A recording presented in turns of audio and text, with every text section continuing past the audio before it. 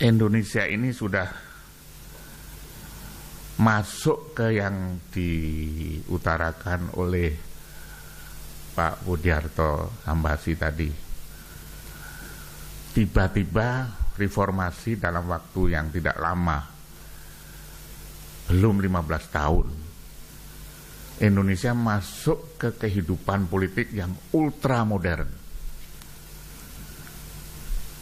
Ultra modern itu ciri-cirinya itu hari ini saya hitung 1, 2, 3, 4, 5, 6, 7, 8 media massa, televisi. It's all televised. Tahun 55 waktu saya umur 11 tahun, kampanye, waktu masih ada Partai Komunis Indonesia, Masumi, PSI, itu digendong bapak saya kalau naruh reklame gambar. Saya kan orang Muhammadiyah, jadi naruhnya itu gambar bulan bintang itu di pohon asem tuh digendong bapak saya sekarang ini tidak perlu begitu. Kemudian internet, politik yang ultra modern, everything is in the open, real time. Ini nanti YouTube sudah muat, yang muka jelek, yang pidato jelek sudah semuanya. Hari ini juga terjadi itu. Yang berikutnya, uang. Kalau dulu orang Jawa bilang sugih tanpa bondo, ngluruk tanpa bolo, nggak masuk lagi Pak Wiranto di politik sekarang. Sugih yang nganggo bondo gitu, nggak ada sugih tanpa bondo. Tetapi ini filosofinya hidup. Mestinya berlawanan dengan sugih tanpa bondo itu sugih dengan pikiran dulu, cita-cita dulu. Maunya apa? Nah, yang berikutnya, saya tadi diingatkan kembali, mengapa lembaga yang saya dirikan sudah hampir 13 tahun ini, nirlaba, interest politik, tidak menginginkan yang lebih daripada itu. Jadi saya memberikan fasilitas 12 tahun ini, naik setahun. Kalau nggak pakai duit juga nggak bisa Pak Wiranto, jadi juga sulit juga gitu loh. Tapi kan boleh ada orang yang punya duit beli partai, ada orang yang punya duit beli orientasi massa. Harus ada orang yang diberi rezeki oleh Allah memakai untuk membiayai misalnya jajak pendapat, memfasilitasi untuk hal-hal yang konkret semacam ini. Saya jamin Mas Kriyadi, di kantor saya uangnya uang halal gitu loh. Jadi ini teman-teman saya ini gajinya ini ada si Dahlan, ada si Ari, Mas Kardi tentunya. Dia 12 tahun dengan saya kurus kering. Mestinya itu kalau sekolah di Singapura gajinya mungkin 15.000. Tapi nggak tahu dia setia sama saya gitu loh. Ditawar kanan kiri nggak mau. Nah, saya lanjutkan itu. Saya banyak kritik Lemhanas. Banyak duitnya tapi mengapa Lemhanas nggak bisa kayak saya gitu loh? Why not? Dibiayai negara tuh. Jadi Pak Wiranto, saya mau ngawali ini dengan berpolitik itu, it is not about Machiavellian, ill prince, the end justifies the means. Bukan itu. Berpolitik harusnya seperti amanat yang lebih baik. Ada pemisahan kekuasaan, Robespierre, Montesquieu, dan lain-lain. Berpolitik tentang bernegara. Berpolitik tentang bernegara. Bernegara enggak usah rumusannya Max Weber gitu loh. Bernegara di Indonesia. Jadi konstitusi Indonesia harus menjadi acuan. Lalu apa acuannya lagi? Menyusun anggaran belanja yang sesuai dengan pesanan dari konstitusi itu. Jangan dirubah-rubah gitu loh. Kurikulum dirubah-rubah. Sampai kiamat gali lubang, tutup lubang. Ini yang mungkin nanti Pak Wiranto bisa memberikan arahan kemana kita mau pergi dari situ.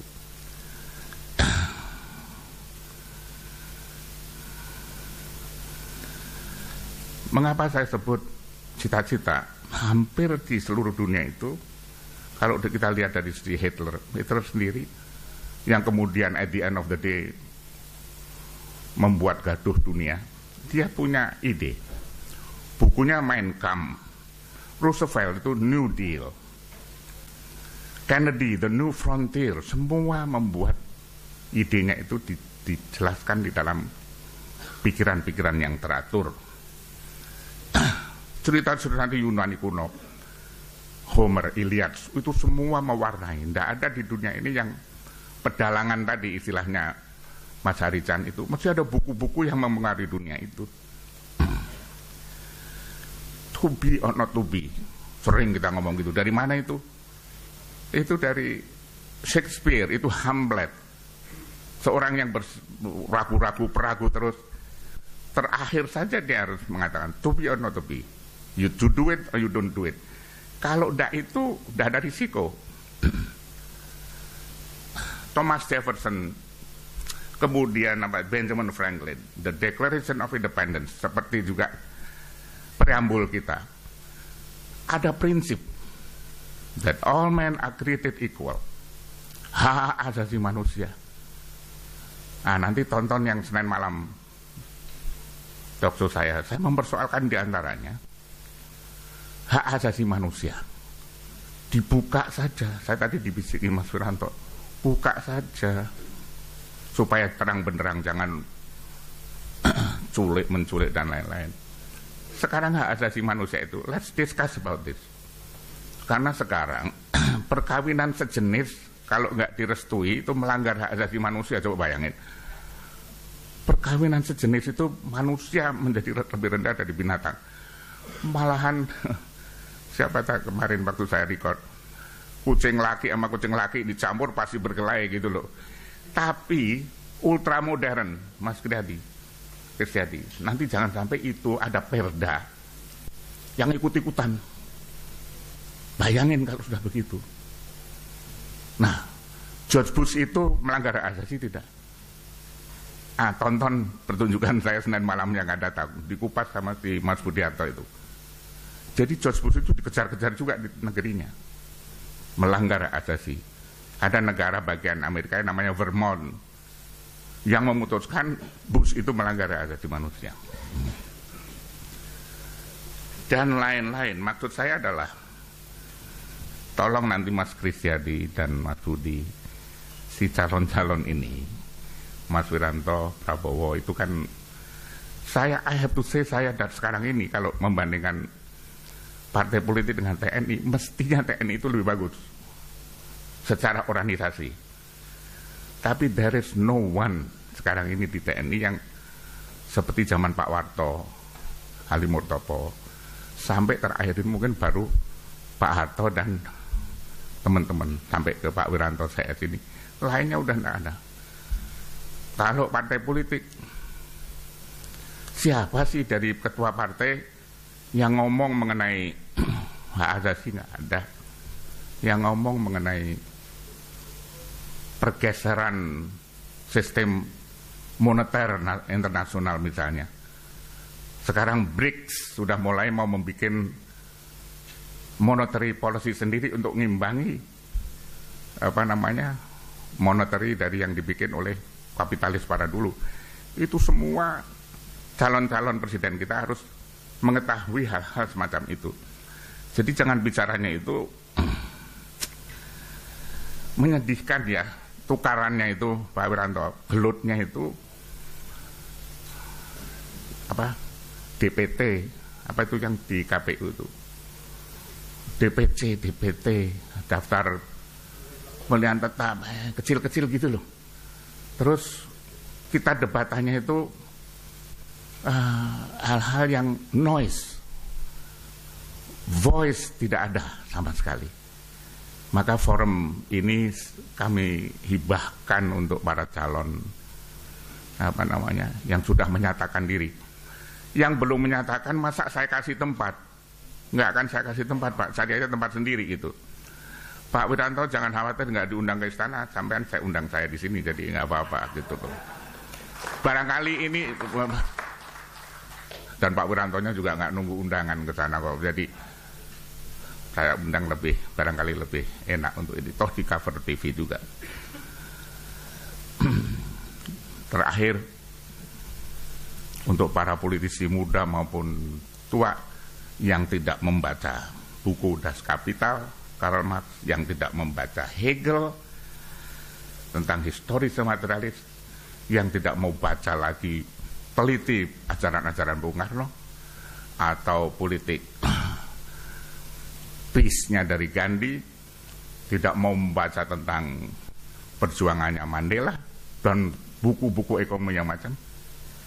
Ada judul film di tahun 60-an, 59-an. Film cowboy. Namanya Have Gun Will Travel. Punya pistol baru kita travel. Nah, para politisi muda di kehidupan politik Indonesia yang modern ini, saya robah itu. Have iPad will do politics.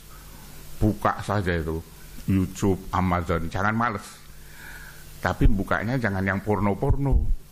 Bukanya daftar buku, baca buku. So you will be well informed. You will be more intellectual. Nanti menyesal kalau sudah tua seperti saya. Nggak bisa mengoperate itu iPad. Sama dengan J. Kristiadi. Mesti tanya. Jadi sekarang dia ini, apa namanya? Yudi have iPad. Buka aja Mas. Jadi kalau apa itu World Trade Organization, Pak Wiranto, apa itu? Suruh buka. Jadi sebenarnya calon-calon presiden ini agak enak sekarang itu, lebih nyaman. Jadi yang diperlukan adalah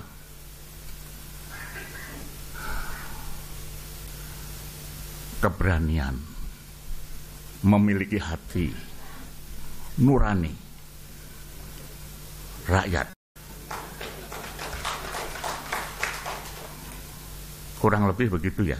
Nanti waktunya saya habis, saya kan nggak nyalonkan presiden. Jadi ini memang hari ini dengan segala-galanya. Silakan, ini floor punya Pak Wiranto. Nanti ditemenin oleh panelis saya, Pak J. Kristiadi dan Pak Budiarto Sambasi. Tadinya mau dengan wartawan Tempo, Bambang Harimurti. Jadi Kompas sama Tempo itu sering cakar-cakaran Mas. Jadi kalau di tempat saya mau duduk berdua gitu. Jadi saya seneng gitu loh. Mestinya begitu, mestinya. Jadi let's listen to him. Moga-moga beliau bisa memaparkan kalau melihat peta Republik Indonesia itu bisa mencucurkan air mata. It's so big. Besarnya itu sebesar Eropa ditambah Turki. Jadi sesuatu yang kita tidak bisa sekedarnya mengurus Indonesia. We have to be focused, serius, penuh dengan hati, jiwa raga, amor sacre della patria, full measure of devotion, seluruh pengabdian kepada tanah air. Terima kasih. Assalamualaikum warahmatullahi wabarakatuh. Diskusi cukup alot untuk menentukan kira-kira abstraksi kondisi politik mutakhir Indonesia pada saat ini apa ya? Awalnya kita bicara politik bondo, politik transaksional itu sudah umum. Tapi akhirnya kita bicara karena kondisi terakhir kudeta yang gagal kemarin. Jadi kudeta gagal 25 Maret kemarin, kita langsung galau. Jadi kata galau itu kita jadikan kata kunci. Kita menyebutnya kira-kira tema, kira-kira 3 bulan terakhir, Januari sampai Maret, politik Indonesia adalah temanya fenomena kegalauan politik. Kenapa galau? Jadi kegalauan ini menyelimuti ini Mas Bas atau Pak Kristiadi, menyelimuti baik rakyat sampai dengan presiden. Jadi fenomena kegalauan politik kita lihat dari lapis, saya singkat aja sebenarnya, dari lapis elit dan lapis publik. Dari lapis elit, dari aras elit sebenarnya Bapak Presiden itu yang paling kelihatan bahwa dia sedang galau. Galau dengan isu yang terakhir adalah isu kudeta, bahwa tanggal 25 Maret akan ada kudeta untuk menggulingkan Presiden SBY. Itu reaksi presiden begitu galaunya itu kelihatan sekali. Dia memanggil para jenderal, Pak Prabowo pertama, lalu 7 jenderal dipimpin Bapak Luhut Panjaitan, lalu hari ketiga mereka mengambil tokoh-tokoh ormas, lalu para pemret redaksi. Isinya sama, bagaimana sebenarnya seputar kudeta, dia bagaimana pemerintahan. Intinya presiden galau, dia meragukan pijakan politik bahwa dia punya modal 60% dari pemilu 2009. Dia punya modal konstitusi bahwa presiden masa jabatan 5 tahun. Dan teori revolusi, teori kudeta tidak. Kemudian yang ada di parlemen, mereka juga sekarang DPR itu lebih banyak kosong karena anggota DPR, registrator lebih banyak turun ke daerah, belusukan istilahnya, untuk mempertahankan supaya 2014 ini dia bisa terpilih lagi. Jadi intinya galau, saya terpilih lagi nggak ya, macam itu. KPU kita lihat KPU itu juga galau, jelas. Bagaimana dari 13 partai sekarang menjadi 15. Persoalannya bukan pada partai politiknya atau hak konstitusional partai, tetapi KPU seharusnya sebagai lembaga penyelenggara pemilu harus firm, punya ketegasan untuk menyatakan bahwa ya kalau 13 ya cukup 13 gitu. Keraguan sebenarnya pada kinerja dan performa KPU. Ada kegalauan juga di tengah lingkup partai-partai Islam, terutama soal elektabilitasnya yang terus menurun, dan diperkirakan dari beberapa survei yang dirilis tidak bisa masuk, diperkirakan beberapa partai Islam tidak bisa masuk ke Senayan, karena secara umum elektabilitas partai nasionalis lebih besar daripada partai Islam secara umum. Itu dari aspek elit politik, kegalauan. Dari aras publik ya ada 2 poin saja yang saya catat. Pertama, kita galau rasa aman. Kemana-mana, terutama yang men-triggernya adalah paling puncak adalah kasus LP Cepongan. Bagaimana gerombolan bersenjata itu bisa masuk, merangsek, dan dalam waktu hanya hitungan menit bisa masuk ke dalam penjara dan membunuh. Itu bagaimana sekarang gerombolan itu bisa ada di mana-mana. Penjara yang institusi negara pun bisa dibobol. Jadi teror publik, teror hukum, teror negara itu menjadi kegalauan publik sendiri. Sekarang kita mempertanyakan soal rasa aman. Lalu kegalauan akan produk pangan. Kemarin kita harga bawang, kedelai sempat, daging sapi. Jadi produk-produk pangan kita sangat riskan, sangat rapuh karena kita banyak pangan mengandalkan pada impor. Produk publik galau. 9 bahan pokok karena masyarakat itu, rakyat itu yang penting cukup pangan, cukup papan, cukup sandang, mereka bisa mesem, bisa senyum, itu saja, sederhana saja. Lalu di atas semua itu masyarakat kita, publik itu galau melihat politik. Mereka enggan melihat politik. Antusiasme mereka mulai ada harapan-harapan baru melihat munculnya tokoh-tokoh baru, tapi itu baru gejala saja. Tapi secara umum kami melihat ketika 2013 di tengah politik transaksional, ketika politik mulai memanas, itu kegalauan itu menghinggapi benak bawah sadar publik. Kira-kira begitu dari Sugeng saya sedikit. Kita langsung minta tanggapannya dari Mas Bas dulu kali ya, untuk bagaimana kira-kira suasana politik terkini, Mas. Terima kasih. Terima kasih Mas Hari. Assalamualaikum warahmatullahi wabarakatuh. Jadi menjawab galau atau tidak ya, saya kira sekarang ini rakyat nggak galau sebetulnya. Artinya kegalauan itu hanya berjangkit di kalangan elit politik saja. Singkat kata begitu. Kenapa? rakyat tidak merasa galau, karena kalau menurut saya kita atau voters kita, masyarakat kita, mungkin nanti yang punya hak pilih sekitar 180 juta rupiah, pada dasarnya saya kutip dalam bahasa Inggris adalah a nation of spectators, bangsa penonton saja. Jadi mereka nggak begitu peduli dengan politik pada dasarnya ya. Jadi a nation of spectators ini pernah juga dialami negara seperti India tahun 70-an, lalu di Amerika Serikat tahun 80-an, ketika angka golput dalam pemilu dan pilpres ambruk hampir 50%, sedikit di atas 50%. Tapi kedua negara itu dengan cepat menanggapi dengan cara membentuk Komnas, ya, yang khusus mempelajari kenapa masyarakat atau voters hanya menjadi penonton saja. Lalu di situ ada prakarsa pendidikan politik dan sebagainya yang di negara kita sama sekali tidak dipedulikan. Jadi nggak ada pendidikan politik, nil sekarang ini. Masih membanggakan buat saya generasi Orde Baru, dulu kita masih kurang lebih ya merasakan atau mendapat pelajaran tentang pendidikan politik, tentang civic. Sekarang nil sama sekali. Jadi makanya bukan galau, votersnya nggak peduli. Dan mungkin semua orang akan sepakat dengan saya dengan berasumsi bahwa jumlah golput nanti akan melebihi 50% tahun 14. Sekarang sudah ada gelagat itu. Kalau nggak salah di Sumut ya, Pilgub sudah 50 sekian persen lebih. Jadi ini ancaman terbesar bagi demokrasi kita sebetulnya. Dan sudah saatnya elit politik kita ya melakukan penyembuhan lah. Bagaimana supaya penyakit ini tidak berlarut-larut. Karena kita seperti Mas Sugeng sering bilang, kita ini hidup bernegara, berbangsa. Harus ada yang melakoni, harus ada yang mengelola negara, pemerintah, demi terwujudnya kesejahteraan rakyat. Saya kira itu omongan gombal yang memulai diskusi ini yang cukup penting ya sebetulnya. Cuman karena situasi politik makin panas, kita cenderung tidak peduli dengan hal-hal yang gombal.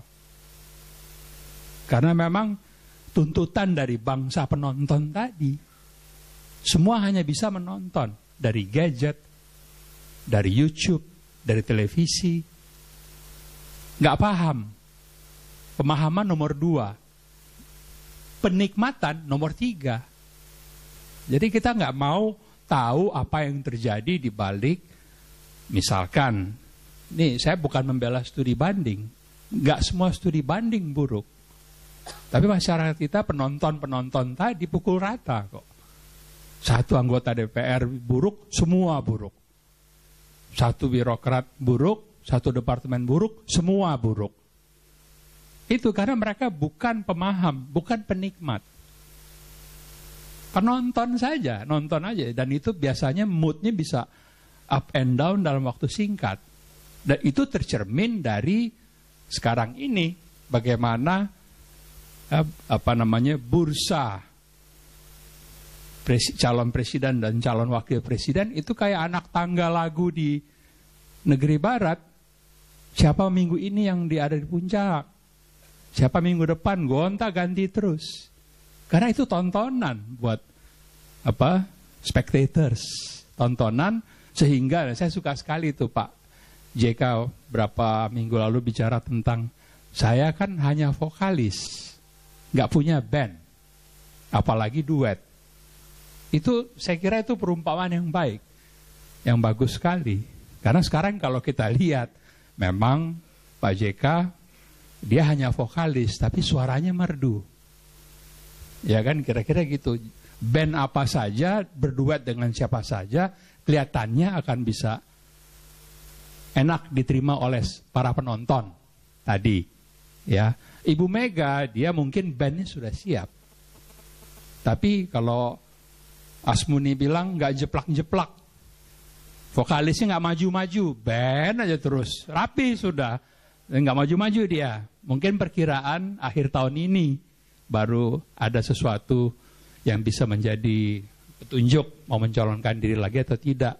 Dan beliau belum dapat duet, tapi konon kabarnya Pak JK tertarik untuk menjadi cawapres Ibu Mega, dan nanti bagaimana diatur atau dikerjakan sebuah narasi besar seolah-olah duet ini sudah senior citizen, akan mengabdi kepada bangsa, akan bekerja dengan track record yang macam-macam plus minusnya lah.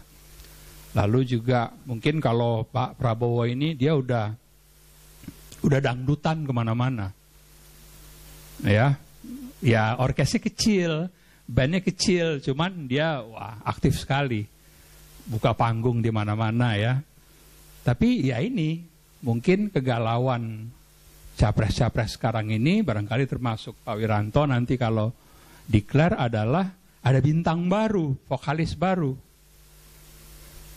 Ini nggak pakai band, Mas Sugeng. Dia melibatkan kita secara fisik, secara batin. Siapa dia? PSY, Gangnam Style. Nah itulah yang namanya si Gubernur DKI, Gangnam Style. Jadi melibatkan secara emosional, ya, punya sensualitas, punya daya tarik, sehingga jangan-jangan sekarang saya dapat bocoran nih, ada sebuah jajak pendapat, beliau itu Jokowi sudah 50% elektabilitasnya. Nah ini kan, ya di satu pihak memang kita mensyukuri barangkali ya ada orang seperti Jokowi, ya. Tapi di lain pihak, kembali kita khawatir, ini ntar kayak Inul lagi, kayak SBY lagi, cepat naik, cepat jatuh. Tapi inilah kenyataan, karena tadi musuh utama dari para partai politik dan juga para capres-cawapres adalah the voters, spectators, bukan voters. Ini problem utamanya. Jadi mungkin yang perlu dicemati oleh para capres ini memang kalau saya lihat ya, biasanya politik kita pada tahun-tahun penyelenggaraan pemilu dan pilpres itu relatif aman, stabil. Tidak akan terjadi apapun. Itu yang paling pokok. Kenapa tidak akan terjadi apapun? Karena memang masyarakat sedikit banyak sudah memahami bahwa pemilu pilpres merupakan sebuah prosedur demokrasi yang harus dihargai. Jadi nggak akan ada yang macam-macam, kecuali satu. Kalau saya lihat nanti mungkin akan terjadi, akan pecah low intensity conflict ya, konflik intensitas yang kecil, karena memang ini sekarang yang kita prihatinkan adalah terjadi kemelut di masalah penyelenggaraan dari hulu sampai hilir. Kita tahu dua partai terakhir ya akhirnya diperkenankan untuk ikut pemilu. Kelihatan kelemahan sistemik dari penyelenggaraan pemilu kita, baik KPU sampai MK dan lain sebagainya. Nah ini yang akan menjadi semacam pergulatan partai-partai, capres-capres yang nanti barangkali bisa ya meledakkan kekerasan. Karena ini nggak ada petahana, ini semua berebut. Tapi sekali lagi saya kira konfliknya intensitas rendah kok, nggak akan terlalu, nggak berdarah ya. Nggak pernah dalam sejarah kita pada tahun pemilu terjadi kerusuhan seperti 98 atau lain-lain sebagainya. Jadi saya kira nanti juga akan terjadi semacam koreksi moral terhadap konstitusi penyelenggaraan pemilu, karena belakangan ini ya 80% dari hasil pilkada itu kira-kira ya berakhir di sengketa, ya disengketakan. Ini sekarang mulai kelihatan ada koreksi dari pihak penyelenggara maupun MK bahwa belum tentu yang kalah itu ngambek. Dan belum tentu yang menang, yang petahana itu bertanding dengan jujur. Jangan-jangan nanti ada sengketa besar yang dibalik. Akhirnya menguntungkan mereka yang menuntut dan merugikan mereka yang petahana untuk tingkatan pilkada ya. Jadi sekali lagi saya kira hanya itu dulu Mas Hari pengantarnya. Ini Pak Wiranto katanya ada acara lain. Jadi saya singkat-singkat saja. Terima kasih atas perhatiannya. Wassalamualaikum warahmatullahi wabarakatuh.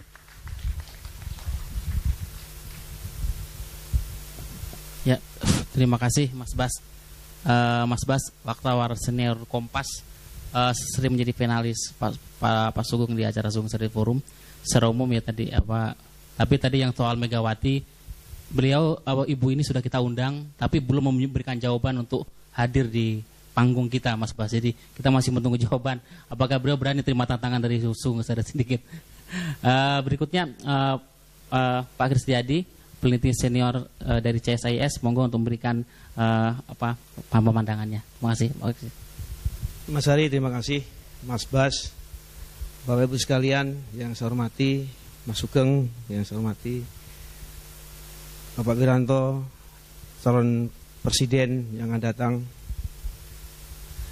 Seperti Mas Sugeng, saya juga sudah mengenal Pak Wiranto itu selama 30 tahun. Jadi saya mengerti kenapa saya waktu beliau mencalonkan menjadi presiden atau wakil presiden, saya berani memberikan testimoni. Ini jenderal benar, begitu kira-kira. Dan waktu beliau menang waktu konvensi Golkar, saya tulis di Kompas, judulnya Kemenangan Wiranto, Kemenangan Nurani. Wih, teman-teman sekantor saya yang tidak senang sama Pak Wiranto langsung protes dan nulis di Kompas juga. Saya jawab lagi. Saya kira saya ada sedikit hubungan batin. Terus Bapak sekalian, tadi Mas Sambasi sudah memberikan perspektif dari panggung politik. Terus saya ingin mengisi di bawah panggung suasana kebatinan masyarakat maupun politisi dan lain-lain sebagainya. Terus ini saya cuma berwaktu bicara 5 menit karena memang waktunya sangat singkat. Tetapi kalau saya dalam 5 menit itu bisa menjelaskan, kira-kira tema saya ini adalah mengenai pemilu 2014. Saya mencoba mengajak Bapak Ibu sekalian untuk menghentikan orgi korupsi politik. Terus orgi itu saya ambil dari kata orgi yang artinya pesta pora atau ritus-ritus sederhana yang mengumbar naluri-naluri primitif ini, yang namanya korupsi politik. Terus saya tidak senang kalau ada orang mengatakan korupsi berjamaah. Itu tidak cuma kontradiksi intermenis, tapi itu mencederai nilai-nilai agama. Yang betul adalah orgi, pesta yang sangat liar. Nah, dan kemudian kita mengharapkan juga bahwa pemilu 2014 itu menjadikan pemilu itu kemenangan rakyat, kemenangan nurani rakyat. Untuk Hanura juga kemenangan hati nurani rakyat. Saya mau menuju ke sana sebetulnya saya. Kenapa ini menjadi tema sentral saya? Karena sebetulnya saya ikut merasakan sebetulnya. Terus yang dinamakan korupsi politik ini sudah dahsyat luar biasa dampak buruknya. Ya, tentu bagi negara, bangsa kita sudah tahu semua. Tapi juga saya kira terutama kader-kader partai. Terus kader partai hampir semua partai kena semua, lintas partai. Cuma yang sedikit Hanura belum kena Pak Wiranto ya. Saya kira mudah-mudahan belum kena. Tapi mudah-mudahan nanti kalau sudah juga sangat berkuasa jangan lupa seperti itu. Karena ini menurut saya musuh utama sekarang kalau ingin menyelamatkan kegalauan negara ya mulai dari sini. Karena apa? Karena tanpa kita bisa menghentikan korupsi politik ini, kita memang tidak ada harapan 2014 mau mencapai apa. Tetapi yang ingin saya ungkapkan adalah bagaimana juga suasana kebatinan, terutama justru dari partai-partai. Terus teman-teman partai juga sudah merasakan ini tidak boleh dibiarkan lagi seperti ini. Dan ini bagi saya sangat menggembirakan karena tragedi yang menimpa kader-kader partai ini juga sudah menimbulkan sesuatu yang bagi saya bisa menimbulkan sivilisasi baru, peradaban baru dari lembaga-lembaga yang menjadi pemasok penguasa ini. Terus partai itu betul-betul lembaga yang sangat penting, dan begitu pentingnya kita betul-betul harus bisa ikut memberikan sumbangan, koreksi maupun dukungan, karena dari lembaga itulah kita akan dipasok orang-orang yang akan menentukan negara itu mau kemana. Nah, untuk mengenai masalah ini saya ingin cerita sedikit bagaimana kegalauan mereka yang sudah terungkap dan saya saksikan sendiri. Saya pernah cerita juga di dalam kepada masyarakat bahwa kalau saya ikut menjadi bagian panja untuk urusan RUU Pilkada. RUU Pilkada ini Bapak Ibu sekalian, itu tujuannya ada 3 minimum. 1, meningkatkan kualitas kepala daerah. 2, menekan politik uang. Dan 3, menciptakan pemerintahan yang efektif. Tapi obatnya menurut saya nggak cocok. Obatnya cuma diganti dari pemilihan dari langsung ke DPR. Itu bukan obat daripada penyakit tadi itu. Nah, tapi sebelum saya bicara, saya sangat senang sekali ada teman dari Golkar, saya sebut namanya Mas Taufik Hidayat, mengatakan kalau tujuannya itu bukan ini obatnya. Karena persoalan ada di kita, di partai. Di partai itu sumber penyakit. Penyakit sama apa saja ada di kita ini. Penyakit KKN, penyakit uang, penyakit monopoli, oligarki di partai. Siapa itu pemiliknya kita tahu semua. Dan oleh karena itu bukan di situ, di kita penyakit itu. Nah, itu suatu yang bagi saya itu sangat mencerahkan. Oh, ternyata kegalauan itu ada di sana. Dan karena itu panja, semua partai ada. Kalau dari partai Hanura, Mbak Yani saya kira juga ikut mendengarkan bagaimana kegalauan itu. Dan kegalauan itu sambung menyambung dari PKS, Mas Agus dari perwakilan Dapil Yogyakarta juga mengatakan hal yang sama, tidak bisa lagi. Dan saya bisa mengerti bagaimana PKS yang mempunyai simbol-simbol yang menjadi ada tokoh-tokoh besarnya juga sudah bisa tersangkut peristiwa yang sangat nista seperti itu. Kemudian juga teman dari Demokrat atau Golkar menambahkan lagi bahwa sekarang ini kalau pilkada, betul-betul pilkada ini siapapun kandidatnya mesti harus mencari duit dengan menabrak-nabrak. Akhirnya apa? Akhirnya dia katakan selama 15 kali saya menjadi tim sukses pilkada. 2 kesimpulannya. 1, pemenang menjadi arang, yang kalah menjadi abu. Karena yang menang juga menggunakan investasi yang banyak. Sudah yang kalah, donor yang semula memberikan bantuan ternyata tidak memberi bantuan, tapi itu dianggap sebagai utang. Bapak sekalian, ini menurut saya suasana batin yang merupakan momentum. Karena apa? Karena juga kalau saya ngomong secara individual, tokoh-tokoh partai, mulai dari Partai Demokrat, partai yang lain-lain, dari PAN, Mas Najam, Pak Marjuki, Golkar, semua. Tadi terakhir Pak Wiranto setuju sekali. Bagaimana sebetulnya hulu dari persoalan ini diselesaikan. Dan hulunya, seperti saya katakan, dan saya tidak akan bosan mengatakan itu, hulunya di mana? Ya ada aturan main. Ada aturan main. Aturan main untuk apa? Aturan main untuk kompetisi politik. Apa aturannya? Aturannya 3 yang sangat penting. 1, bagaimana mengatur dana partai, dana kampanye itu menjadi lebih transparan, terbuka, dapat dipertanggungjawabkan, diatur secara rinci, kemudian ada sanksi. Itu perlu sekali. Karena sudah ada sekarang, tetapi itu semua tidak bisa berjalan karena juga tidak jelas, tidak rinci. Kalau ada misalnya laporan partai lapor melalui rek mana dan audit siapa dan sebagainya. Bapak sekalian, ini memang hal-hal yang membosankan, tetapi inilah menurut saya kalau kita akan mendapatkan harapan pemilu 2014 supaya pemilu itu lebih bermakna dan menjadi kemenangan rakyat. Persoalan di hulu harus diselesaikan dulu. Mungkin ini belum selesai untuk sekarang ini, tapi kita bisa mulai masuk di dalam momentum apa itu? 1, ada undang-undang pemilihan kepala daerah yang baru disusun sekarang ini. Mungkin mulai dari situ kita bisa masukkan beberapa poin yang bisa membatasi dan mengontrol dan mendesak mereka agar ada aturan-aturan yang bisa dipertanggungjawabkan dan terbuka dan sanksi yang jelas. Demikian pula undang-undang mengenai masalah presiden.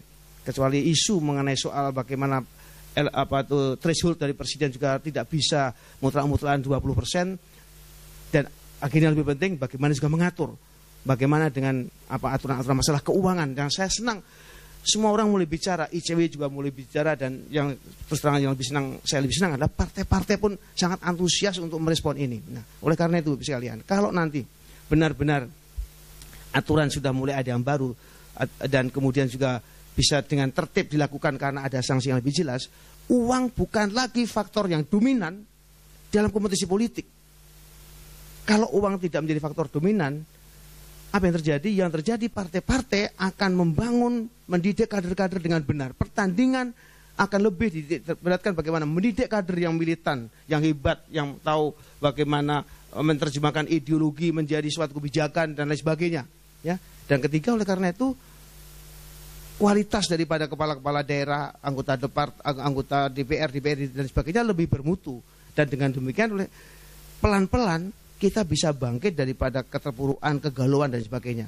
Nah, dengan demikian saya kira kalau saya bisa hadir di sini sepertinya saya ingin share mengenai hal seperti itu, yaitu bagaimana kita betul-betul bisa mulai sekarang ini menyatukan kekuatan yang semua berkepentingan. Karena juga partai kalau sudah ada aturan main yang lebih transparan dan jelas, kompetisi politik tidak membuat mereka nabrak-nabrak. Terus kalau sekarang ini kompetisi politik karena tidak ada batasnya, tidak ada aturannya, ya, tidak ada pertanggungjawaban yang jelas, semua akan mencari dan mengekstrak kekuasaan negara dengan akses-akses yang begitu besar itu, akan demi untuk survivalitas daripada partai. Nah, ini bisa dikurangi kalau kemudian ada sistem. Dan terserang aja Bapak Ibu sekalian, di politik ini, politik bukan ranah tempat di mana kita mendidik orang menjadi baik.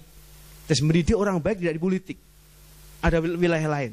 Tapi di politik bagaimana kita ada pertarungan, dan pertarungan bermacam-macam. Pertarungan interest, pertarungan pribadi, pertarungan kepentingannya bermacam-macam. Nah, perlu dibangun suatu karakter. Tentu membangun karakter penting. Tetapi tidak cukup kalau hanya karakter juga. Itu pun kontribusi yang baik. Tapi apa yang lain? Sistem. Karena kalau orang sudah pernah mencicipi tadi madunya kekuasaan itu, dia mengerti bahwa ini keliru. Tapi tidak mempunyai kekuatan untuk mencegah dirinya melakukan kekeliruan itu.